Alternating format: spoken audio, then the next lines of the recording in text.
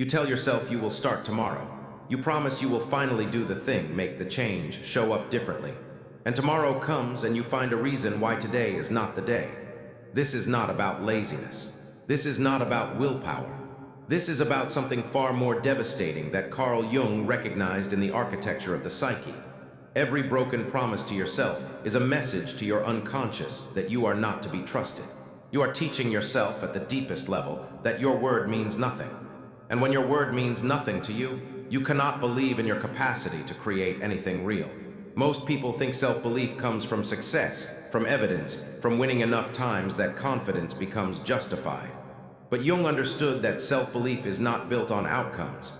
It is built on integrity, on the relationship between what you say and what you do when no one is watching. The unconscious is always watching. It records every promise you make and every promise you break, and it adjusts its assessment of you accordingly. When you consistently fail to honor your commitments to yourself, your unconscious begins to treat you as unreliable. It stops investing energy in your intentions because it has learned that your intentions do not translate into action. This creates a split, a fracture in the psyche that Jung called the divided self. There is the part of you that makes plans, sets goals, declares intentions, and there is the part of you that knows none of it will happen. These two parts are at war, and the war exhausts you. It drains your energy not because change is hard, but because maintaining the illusion that you might change, while simultaneously knowing you will not, requires enormous psychological effort. You are lying to yourself in real time, and some part of you knows it. The promises you break to yourself are not neutral. They are not isolated incidents that fade into irrelevance. They accumulate, they form a pattern. And that pattern becomes your identity at the unconscious level. You become someone who does not follow through, someone who cannot be counted on, someone whose declarations are meaningless. This is not a judgment. This is a description of what happens in the psyche when word and action repeatedly diverge. And the cost is not just that you fail to achieve external goals. The cost is that you lose your own respect. You lose the foundational belief that you are capable of doing what you say you will do. Jung saw that the shadow contains not just the dark impulses we repress, but also the disowned potential we refuse to actualize. When you break promises to yourself, you are sending your potential into the shadow.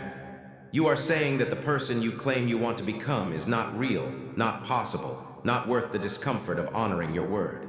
And so that potential festers in the unconscious. It becomes a source of shame, of resentment, of quiet despair. You know you are capable of more. You know you are living beneath your potential. But you have trained yourself to distrust your own capacity to change. Self-belief is not a feeling you generate through affirmations or positive thinking. It is a conclusion your psyche reaches based on evidence. And the evidence it relies on most heavily is your behavior when no one else is watching. When there is no external accountability, no audience, no immediate consequence for failing. That is when your unconscious learns who you actually are. Not who you say you are, not who you wish you were. Who you are in the choices you make when it is just you and the promise you made. Most people make promises to themselves that are too large, too vague, too dependent on sustained motivation. They promise to transform their entire life starting Monday, to become disciplined, productive, healthy, focused all at once. And when Monday comes and they are still themselves, still carrying the same patterns, still facing the same resistance, they interpret this as evidence of their inadequacy. But the problem is not inadequacy. The problem is that they are trying to build a skyscraper without first laying a foundation. They are asking their unconscious to believe in a massive transformation when they have not yet proven they can honor a single small commitment. Jung taught that individuation is not a dramatic event. It is a slow, painstaking process of bringing the unconscious into consciousness, of integrating what has been split, of becoming whole. And wholeness requires that your inner and outer worlds align. That what you think, what you say, and what you do are in harmony. When there is dissonance between these, when you think one thing, say another, and do a third, you fragment. You lose coherence. You lose the sense of being a unified self. And without that coherence, self-belief is impossible because there is no stable self to believe in. The way to rebuild self-belief is not to make bigger promises or to find better motivation. It is to make smaller promises and keep them. To choose commitments so modest that your ego cannot justify breaking them. So simple that there is no room for negotiation. And then to honor them, not because they matter in themselves, but because honoring them repairs the relationship between your conscious intentions and your unconscious trust. Every kept promise is a deposit in the account of self-respect. Every broken promise is a withdrawal, and most people are so overdrawn that they no longer believe they are capable of change. This is why discipline is not about force. It is about integrity. It is about closing the gap between who you say you are and who you actually are in your daily choices. Jung understood that the ego resists this work because the ego survives on self-deception. It prefers to maintain the fantasy of who you could be rather than face the reality of who you are. But the self, the deeper organizing principle of the psyche, does not tolerate lies. It does not accept narratives that contradict behavior. The self insists on truth, and the truth is revealed not in what you intend, but in what you do. When you keep promises to yourself, even tiny ones, you begin to change the story your unconscious tells about you. You begin to accumulate evidence that you are someone who follows through, someone whose word has weight, someone who can be trusted, and this changes everything, not immediately, not in ways that are visible to others, but in the quiet, foundational sense of who you know yourself to be. You stop feeling like an imposter in your own life. You stop doubting your capacity to do hard things. You stop negotiating with yourself about whether you will show up because showing up is simply what you do. Other people will not understand this. They will see you making small, seemingly insignificant changes and wonder why you are not doing more, moving faster, aiming higher. This is projection. They are measuring you against their own broken promises, their own fantasies of transformation. They do not understand that you are doing something far more radical than chasing external achievement. You are rebuilding the foundation of your psyche. You are repairing the fracture between intention and action, and this cannot be rushed. The persona wants you to make big, impressive promises because the persona is concerned with image. It wants you to announce your transformation, to perform your commitment, to be seen as someone who is changing. But the self does not care about performance. The self only cares about truth. And the truth is built in private, in the small moments when you choose to honor your word, even though no one will know if you do not. Those moments are where real self-belief is forged. Jung taught that the shadow grows when we refuse to acknowledge it. But the shadow also grows when we refuse to acknowledge our potential. When we keep making promises we do not keep, we are disowning our capacity for change. We are saying that growth is something other people do, that discipline is for those who are different, that we are too weak, too broken, too far gone to become someone who keeps their word. This is a lie, but it is a lie your unconscious will believe if you keep reinforcing it with broken promises. The descent Jung spoke of is not always about confronting darkness. Sometimes it is about confronting your own capacity for light, your own potential for integrity, your own ability to become someone you respect. This is uncomfortable because it removes the excuse. It forces you to see that the only thing standing between who you are and who you could be is your willingness to honor the small commitments you make when no one is watching. Most people avoid this because it is easier to blame circumstances, biology, trauma, bad luck. And those things are real. They shape you. They create constraints.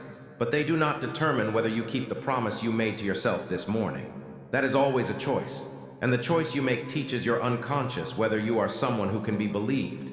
Self-belief is not the absence of doubt. It is not the feeling of certainty or confidence. It is the deep, quiet knowledge that when you commit to something, you follow through, even when it is hard, even when you do not feel like it, even when no one is watching. This knowledge is not built through affirmations or visualization. It is built through action, through keeping your word, through proving to yourself again and again that you are someone who does what you say you will do. When you break a promise to yourself, you do not just fail at the task. You reinforce a pattern.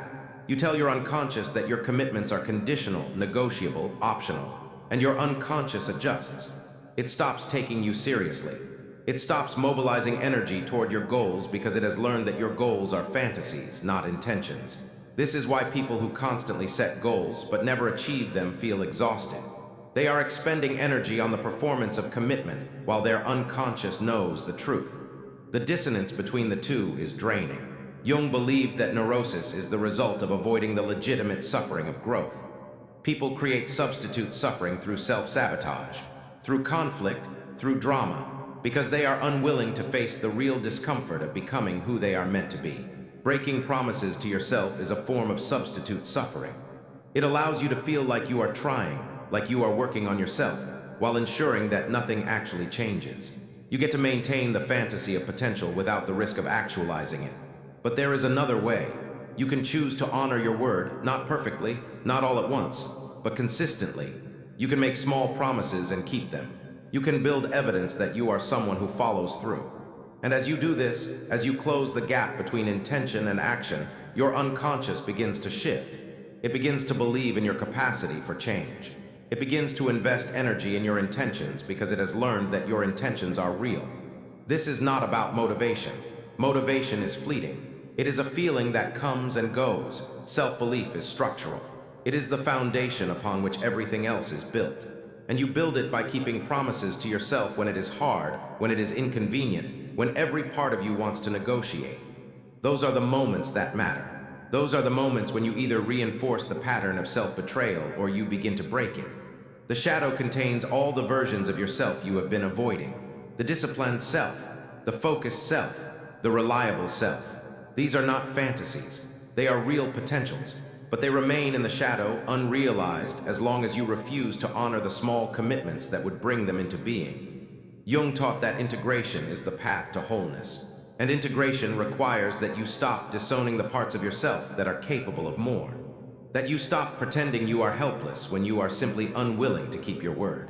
Every time you keep a promise to yourself, you are practicing individuation. You are bringing the unconscious into alignment with consciousness. You are becoming whole. And wholeness is not about perfection. It is about integrity. It is about being one person, not two. Not the person who makes promises and the person who breaks them. Just one person whose word means something. The world will offer you endless distractions, endless excuses, endless reasons why today is not the day. And you will be tempted.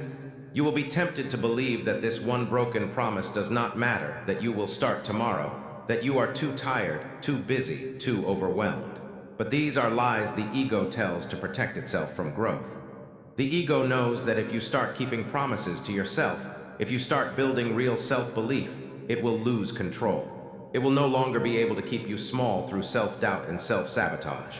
And that is terrifying for the ego, but it is liberation for the self. The self does not need you to be perfect. It only needs you to be real. To stop pretending, to stop performing, to start doing what you say you will do. And when you do that, when you honor your word consistently, you become someone you can believe in. Not because you never fail, but because you know that when you commit, you follow through. And that knowledge changes everything.